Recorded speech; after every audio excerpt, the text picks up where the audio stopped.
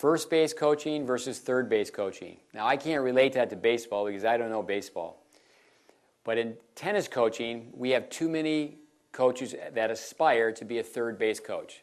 They want to coach the kid who can already play. They want to coach the kid who's about to score. And what we need to do is look in the mirror, and if we want all our players to be able to play singles, play doubles, play all over the court, to have all our players be complete, we as tennis teachers and coaches want to be complete. I'm often telling college players, on a regular basis, they should still work with beginners, or they're going to grow away from that, and they'll lose their skills. If you don't use your skills, you lose your skills. It's very common now to have a coach introduce themselves and say, "Hi, I'm a high-performance coach. Hi, I'm so-and-so, I'm a high-performance coach." Something I learned from Dennis Vandermeer is you can say almost anything you want if you have a smile on your face. Now, I have to remind myself to smile, but when it comes down to I'm a high-performance coach, I just say, "Hi, I'm Steve, I'm a low-performance coach." People need to have as much excitement for teaching beginners, teaching that kid who's trying to get from home plate to first base. If you look across the board, what's very common in our country is you take the little kids, the tiny tots, and they have the most inexperienced instructor. There's no substitute for a good beginning. Can you imagine saying, well, we can have an inexperienced first grade, second grade teacher? It doesn't work that way.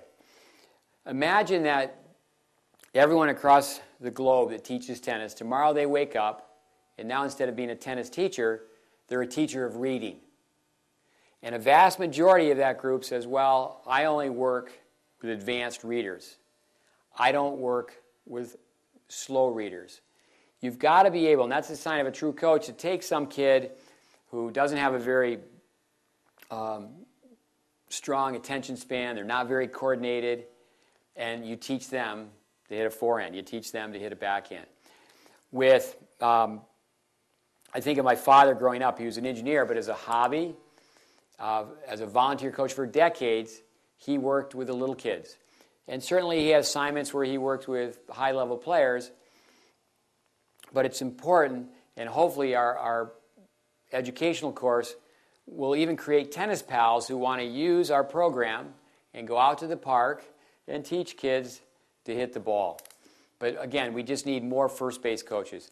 When it comes down to having the pyramid, such a small percentage of players get to the top of the pyramid. But if we work with kids at the bottom of the pyramid and we give them a better start, in other words, we have more developmental instructors, we'll have more kids stay with tennis.